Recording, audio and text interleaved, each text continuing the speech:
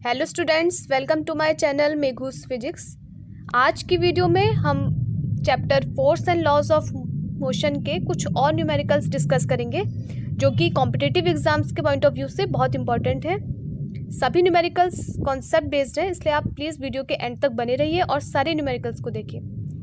तो चलिए स्टार्ट करते हैं फर्स्ट न्यूमेरिकल से। A particle of mass 50 gram moves on a straight line. कोई पार्टिकल है 50 ग्राम का, वो एक स्ट्रेट लाइन में मूव कर रहा है। The variation of speed with time is shown in figure. ये जो फिगर है, ये वाला ग्राफ, ये हमें उसकी स्पीड और टाइम के बीच में वेरिएशन को शो कर रहा है। यहाँ हमने वेलोसिटी ले रखी है, v दिखा रखा है, क्योंकि स्ट्रेट लाइन मोशन के लिए वेलोसिटी और जो स्पीड होती है वो सेम ले सकते हैं, ठीक है, एक ही होती है, क्योंकि डायरेक्शन में चेंज नहीं होता इसलिए। Find the force acting on the particle at t equal to 2, 4 and 6 seconds. तो ये जो टाइम हमें दे रखे हैं 2 सेकेंड, 4 सेकेंड एंड 6 सेकेंड, इन पर हमें फोर्स निकालना है कि पार्टिकल पर इन सेकेंड्स में, इन टाइम में कि कितना फोर्स लग रहा है। तो देखिए हम कहाँ से शुरू करेंगे, F इक्वल टू एम से, जो कि क्या है, सेकेंड लॉ है मोशन का। क्यों कर रहे हैं? क्योंकि हमें फोर्स निकालना है, ये फोर्स का इक्वेशन है, ठीक है, और हमें मास दे रखा है और हमें मास से ही फोर्स निकालना है। अब क्या नहीं दिया हुआ है हमें? एक्सेलरेशन नहीं दे रखा है। अगर एक्सेलरेशन दिया होता तो हम डायरेक्ट निकाल लेते। अब एक्सेलरेशन हमें कहाँ से निकालना होगा? इस ग्राफ के थ्रू। हमें पता है कि वेलोसिटी टाइम ग्राफ जो होता है वो हमें एक्सेलरेशन देता है। कैसे? वेलोसिटी टाइम ग्राफ का जो स्लोप होता है वही एक्सेलरेशन होता है। ये हमने प्रीवियस वीडियो में जो वेलोसिटी टाइम ग्राफ जो पढ़ाया था उसमें डिस्कस कर लिया है। आप ज़रूर देखिए, जो पहले की वीडियोस हैं, सभी वीडियोस के लिंक आपको डिस्क्रिप्शन बॉक्स में मिल जाएंगे। तो ये जो टाइम वेलोसिटी टाइम ग्राफ का स्लोप है, ये हमें क्या देगा? एक्सेलरेशन देगा। तो अब हमें डिफरेंट सेक्शन दे रखे हैं, देखिए इसी ग्राफ में, 0 टू ए तक, ए पॉइंट तक। 0 से ए पॉइंट जो है, ए पर कितनी वेलोसिटी है? 15। उसके बाद ए से बी तक वेलोसिटी कांस्टेंट रहती है 15। उसके बाद बी से सी में वेलोसिटी डिक्रीज होती है और मोशन यहाँ पे जा कर के स्टॉप हो जाता है, ठीक है, ख़त्म हो जाता है। उसके बाद देखिए, अब हम जो फर्स्ट पार्ट है t इक्वल टू 2 सेकेंड, उसके लिए निकालते हैं। We have to find slope of region OA। तो सबसे पहले जो 2 वाला है, देखिए ये 2 वाला किसको फॉलो कर रहा है? OA वाले सेक्शन को, इसलिए हम इसमें OA वाले सेक्शन के लिए बात करेंगे। OA वाला जो रीजन है उसका जब हम स्लोप निकालेंगे तो वो इस हर एक पॉइंट पर सेम रहेगा, ठीक है, जो वो स्लोप ही एक्सेलरेशन है और वो कांस्टेंट रहेगा पॉइंट A1 तक, फिर 2 तक, फिर 3 तक, इस तरीके से। तो slope of velocity time graph equal to acceleration. कैसे निकालेंगे? हमको पता है कि किसी भी जो रीजन होता है, जो ग्राफ होता है, उसका स्लोप कैसे निकालते हैं? y कोऑर्डिनेट में चेंज अपॉन x कोऑर्डिनेट में चेंज। तो यहाँ पर y में क्या ले रखा है? वेलोसिटी को, तो डेल्टा v, और x कोऑर्डिनेट में हमने क्या लिया है? टाइम को, तो इसलिए delta t। V F minus V I, जो कि डेल्टा वी की वैल्यू है, अपॉन में T F minus T I, ठीक है। अब देखिए, जो ओ वाला है वो इनिशियल पॉइंट है, तो वहाँ पर टाइम भी 0 होगा और वेलोसिटी भी 0 होगी। वो ए जो है वो फाइनल पॉइंट है, तो फाइनल पॉइंट के लिए जो वेलोसिटी होगी वो हमें दे रखी है 15 और टाइम हमें कितना दे रखा है? 3। ये सभी वैल्यूज़ हम यहाँ पे पुट कर लेंगे। वी एफ 15, वी आई 0, उसके बाद टी एफ कितना? 3 और टी आई 0। तो हमें क्या मिल जाएगा? इससे एक्सेलरेशन मिल जाएगा। ये एक्सेलरेशन ओए वाला जो रीजन है उसके हर पॉइंट पर कांस्टेंट रहेगा, सेम रहेगा। तो यहाँ से हमने एक्सेलरेशन की वैल्यू पुट करी और हमें फोर्स मिल गया। उसके बाद देखिए 4 सेकेंड के लिए क्या हो जाएगा? अब 4 सेकेंड वाला जो पार्ट है वो किसको फॉलो कर रहा है? ए बी वाले सेक्शन को। यहाँ ऊपर बढ़ा के देख लीजिए, ये ए बी वाले सेक्शन को फॉलो कर रहा है। तो ए बी वाले के लिए बी फाइनल पॉइंट है और फाइनल पॉइंट में वेलोसिटी कितनी है? 15। ये देखिए, ए पॉइंट इनिशियल पॉइंट है, यहाँ पर भी कितनी है? 15, यानी कि वेलोसिटी चेंज नहीं हो रही है। तो डेल्टा बी कितना हो जाएगा? 0। 15 माइनस 15, तो एक्सेलरेशन 0 हो जाएगा। एक्सेलरेशन के लिए वैल्यू पुट करेंगे तो फोर्स भी कितना आ जाएगा? 0 आ जाएगा। उसके बाद नेक्स्ट देखिए, t इक्वल टू 6 सेकेंड के लिए। अब देखिए 6 सेकेंड के लिए ये जो ग्राफ है ये किसको फॉलो कर रहा है? BC को। ओके, BC को फॉलो कर रहा है, तो हमें अब BC वाले जो ग्राफ है, लाइन है, उसका स्लोप निकालना होगा। BC के लिए C पॉइंट फाइनल पॉइंट है और B पॉइंट इनिशियल पॉइंट है। फाइनल पॉइंट में वेलोसिटी कितनी है, 0 है, ठीक है, और टाइम कितना है, 8 सेकेंड। B पॉइंट के लिए वेलोसिटी कितनी है, 15, और टाइम कितना है, यहाँ नीचे देखिए 5, ठीक है। तो हमने ये सब वैल्यूज़ यहाँ पे पुट कर दी। VF यानी कि सी पॉइंट पर 0 है वेलोसिटी, क्योंकि मोशन स्टॉप हो जा रहा है। VI पर यानी कि B पॉइंट पर 15, फिर ऐसी टाइम की वैल्यू पुट करी और हमें क्या मिल गया, एसेलरेशन। 0 में से 15 घटाया तो माइनस ही आएगा, और ये माइनस एसेलरेशन ये शो कर रहा है कि जो मोशन है वो रोका जा रहा है, मतलब कि मोशन को, वेलोसिटी को कम करने के लिए एसेलरेशन लग रहा है, ठीक है, नेगेटिव एसेलरेशन लग रहा है, जो कि वेलोसिटी में कमी ला रहा है, डिक्रीज कर रहा है उसे। तो हमने ये पुट कर दी वैल्यू एसेलरेशन की, और हमें कितना मिल गया, फोर्स मिल गया। ये जो फोर्स है F, इसकी वैल्यू भी नेगेटिव आएगी, जो ये शो करता है कि ये फोर्स मोशन की अपोजिट डायरेक्शन में लग रहा है और मोशन को रोकने के लिए है, ठीक है। तो इस वाले जो न्यूमेरिकल से हमने क्या समझा कि हम किसी भी ग्राफ से एसेलरेशन कैसे निकाल सकते हैं और उसके थ्रू हम फोर्स कैसे निकाल सकते हैं। तो चलिए हम नेक्स्ट न्यूमेरिकल देखते हैं। A block of mass 2 kg placed on a long frictionless horizontal table. ये कोई ब्लॉक है, ठीक है, ये किसी टेबल पर ऐसे रखा हुआ है। तो सबसे पहले हमसे यही कहा है कि ये बॉक्स टेबल पे रखा हुआ है। Long frictionless table pulled horizontally by a constant force F। तो हॉरिजॉन्टली इसे पुल किया जाता है इस डायरेक्शन में, ठीक है, कितने फोर्स से, F से। It is found to move 10 metre in first 2 second. पहले के जो 2 सेकेंड है, ठीक है, 2 सेकेंड में इसमें मूवमेंट हुआ, तो 2 सेकेंड में मूवमेंट कितना हुआ, 10 मीटर का। Find the magnitude of F।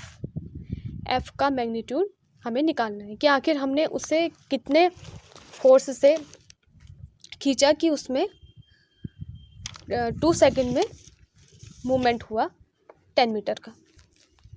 क्या क्या दे रखा है हमें, देखिए, सबसे पहले किसी भी न्यूमेरिकल को सॉल्व करने के लिए हमें ये अच्छी तरीके से पता होना चाहिए कि हमें न्यूमेरिकल में गिवन क्या है और क्या हमने फाइंड आउट करना है। अगर हमने इतना समझ लिया तो हम किसी भी सवाल को सॉल्व कर सकते हैं। तो क्या दे रखा है यहाँ पे, मास दे रखा है, उसके बाद हमें टाइम दे रखा है 2 सेकेंड।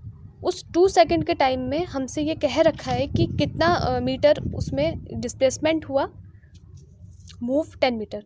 तो यही डिस्प्लेसमेंट ही हुआ ना एक तरीके से, या डिस्टेंस ट्रेवल 10 मीटर की। अब एस अगर हमें दिया है, टी अगर हमें दिया है, और यू हमने सोचना है कि वो ब्लॉक को टेबल पर रखा हुआ है, तो यू 0 होगा, इसलिए इनिशियल वेलोसिटी है, ब्लॉक इनिशियली तो रेस्ट में ही है, इसलिए यू की वैल्यू कितनी हो जाएगी, 0 हो जाएगी, ठीक है, क्योंकि इनिशियली ब्लॉक रेस्ट में है। जब तक कि हम इस पर ये फोर्स F नहीं लगाएंगे तब तक तो वो रेस्ट में ही रहेगा ना, तो इसलिए यू 0 हो जाएगा।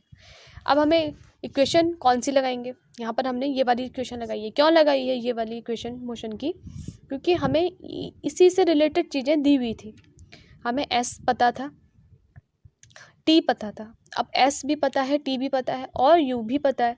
तो ये 3 चीज़ों को कनेक्ट कर कौन सा इक्वेशन ऑफ मोशन करता है, सेकंड वाला, S = UT + ½ AT²। यहाँ से क्या निकाल लेंगे, A निकाल लेंगे, क्योंकि हमने फोर्स निकालना है, यहाँ पर भी हमने फोर्स ही निकालना है। फोर्स पता है, कैसे निकलेगा, F = ma से, तो इसका मतलब हमें A चाहिए और A हमें यहाँ से मिल जाएगा। जब हमें A यहाँ पर से कैलकुलेट कर लिया, A को हमने फोर्स की इक्वेशन में रख दिया, तो हमें 10 न्यूटन का फोर्स मिल गया।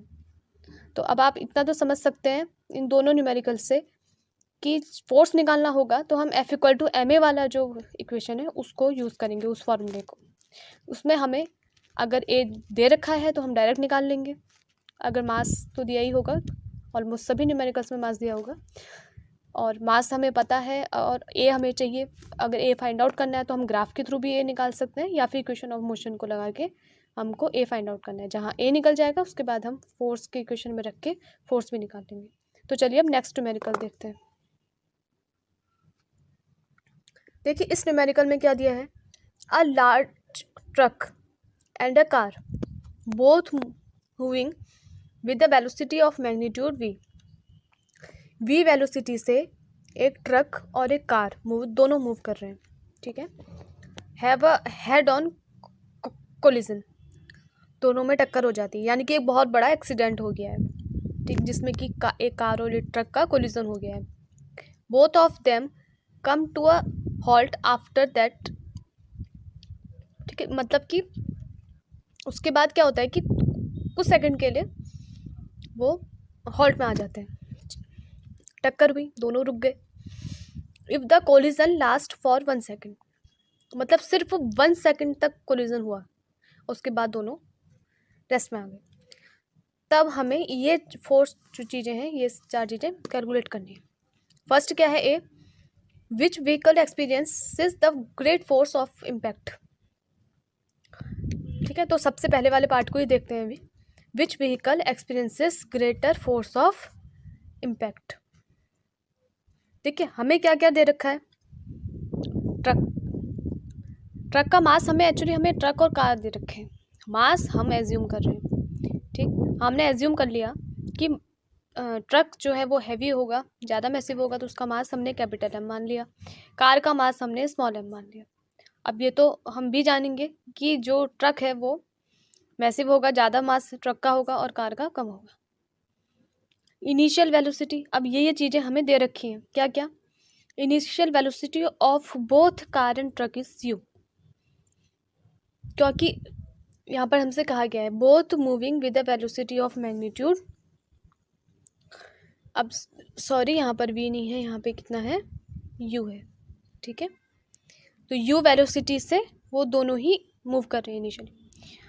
उसके बाद हमसे ये कहा गया है कि जब कोलिजन हो जाता है, ठीक है, both of them come to halt after that, collision के बाद दोनों रेस्ट में आ जाते हैं, इसलिए फाइनल वेलोसिटी कितनी हो जाएगी, 0, because both are at rest after collision. ये सब हमको न्यूमेरिकल को पढ़ के कुछ समझना होता है, ये तो हम पहले वाले न्यूमेरिकल्स में भी देख रहे हैं। टाइम ऑफ इम्पैक्ट और टाइम ऑफ कोलिजन, इम्पैक्ट मतलब वो टाइम जिसमें कि वो दोनों एक दूसरे के इंटरेक्शन में आए, ठीक है, एक दूसरे के ऊपर इम्पैक्ट पड़ा, वो टाइम कितना है, 1 सेकेंड, क्योंकि कोलिजन ही में कोलिजन होने में ही उन दोनों के ऊपर एक दूसरे का इम्पैक्ट पड़ा है, वो टाइम 1 सेकेंड हमें दिया हुआ है ये यहाँ पर। अब हमने क्या निकालना है, which vehicle experiences the greater force of impact, देखिए फोर्स ऑफ इम्पैक्ट फोर्स ही है, ठीक है, वो कुछ अलग चीज़ नहीं है, वो क्या है, फोर्स ही है, लेकिन उस फोर्स में हमें टाइम को इन्वॉल्व करना है, मतलब कि हमें उस दिए हुए टाइम में कितना फोर्स एक्सर्ट होगा वो निकालना है। तो टाइम तो हमको 1 सेकेंड दे ही रखा है, तो न्यूटन से सेकंड लॉ को हम यहाँ पे अप्लाई करेंगे, क्योंकि डेल्टा टी है ना, delta T delta P upon delta T से ही आ सकता है, इसलिए हम इस इक्वेशन को लगा रहे हैं। मास हमको पता है, वेलोसिटी पता है और टाइम पता है, और इन तीनों चीज़ों को रिलेट कौन सा इक्वेशन करता है, यही सेकंड वाला जो सेकंड लॉ ऑफ मोशन है, F equal to M A कहो आप, या फिर F equal to delta P upon delta T. तो यहाँ पर हमने वैल्यूज़ पुट कर दी, देखिए delta P M V minus M U होता है, यानी कि फाइनल मोमेंटम माइनस इनिशियल। उसके बाद हमको पता है कि कोलिजन के बाद वो दोनों रेस्ट में आ जाते हैं, इसलिए वी 0 है, डेल्टा टी हमें दे रखा है, तो जो हमने यहाँ वैल्यूज़ पुट करी वी को 0 करके, तो हमको माइनस एम यू मिल गई, ठीक है। अब हम इसको माइनस एम यू, ये जो हमको रिलेशन मिला है, इसको हम दोनों के लिए लिख सकते हैं। ट्रक के लिए जब हम इसको लिखेंगे तो कैपिटल एम यहाँ पर यूज़ करेंगे, वेलोसिटी यू तो दोनों के लिए सेम है, क्योंकि हमसे कहा गया है कि दोनों ही इनिशियली यू वेलोसिटी से मूव कर रहे हैं, लेकिन मास हम दोनों का अलग अलग पुट करके ले लेंगे। अब क्योंकि मास ट्रक का बड़ा है, इसलिए फोर्स ऑफ इम्पैक्ट भी ज़्यादा किसका होगा, ट्रक का होगा, ठीक है। ये फोर्स ऑफ इम्पैक्ट देखिए वो चीज़ है, वो फोर्स है जो ट्रक एक्सर्ट करेगा किस पर, कार पर, ठीक है। और ये फोर्स ऑफ इम्पैक्ट वो नहीं है जो ट्रक फील करेगा, ये फोर्स ऑफ इम्पैक्ट वो है जितना इम्पैक्ट वो कार पर लगाएगा, इतना force, F equal to minus M U, ये जो फोर्स है ये ट्रक लगाएगा कार पे और ये कार लगाएगी ट्रक पे, तो ऑब्वियसली ट्रक ही ज़्यादा लगाएगा क्योंकि ट्रक का मास ज़्यादा है। ठीक है। तो कौन ज़्यादा फोर्स ऑफ इम्पैक्ट लगाएगा? ट्रक। अब नेक्स्ट देखिए हमसे क्या कहा गया था, which vehicle experiences the greater change in momentum. Momentum में चेंज किसका ज़्यादा होगा? अब देखिए यहाँ पर चेंज इन मोमेंटम ट्रक के लिए निकालेंगे तो M V minus V final velocity minus U initial velocity, तो वी जो है वो तो ज़ीरो ही हो जाएगा। ठीक है, ये हमको बताया है कि बाद में दोनों रेस्ट में आ जाते हैं, इसलिए माइनस का एम यू, यहाँ पर भी वी ज़ीरो हो जाएगा, वी तो सेम ही है दोनों के लिए, माइनस का एम यू, तो एम ग्रेटर है। ठीक है, एम ज़्यादा है, इसलिए जो मोमेंटम में चेंज आएगा वो भी ट्रक के मोमेंटम में ज़्यादा चेंज आएगा। ओके, उसके बाद हम नेक्स्ट देखते हैं, which vehicle experiences the greater acceleration. अब एक्सेलरेशन हमें कैसे मिल सकता है? जो फर्स्ट इक्वेशन ऑफ मोशन है v equal to U plus A T, यहाँ से हम आसानी से निकाल सकते हैं, इसलिए क्योंकि हमको टाइम पहले से पता है, v और u हमें पता है, तो a equal to V minus U by T.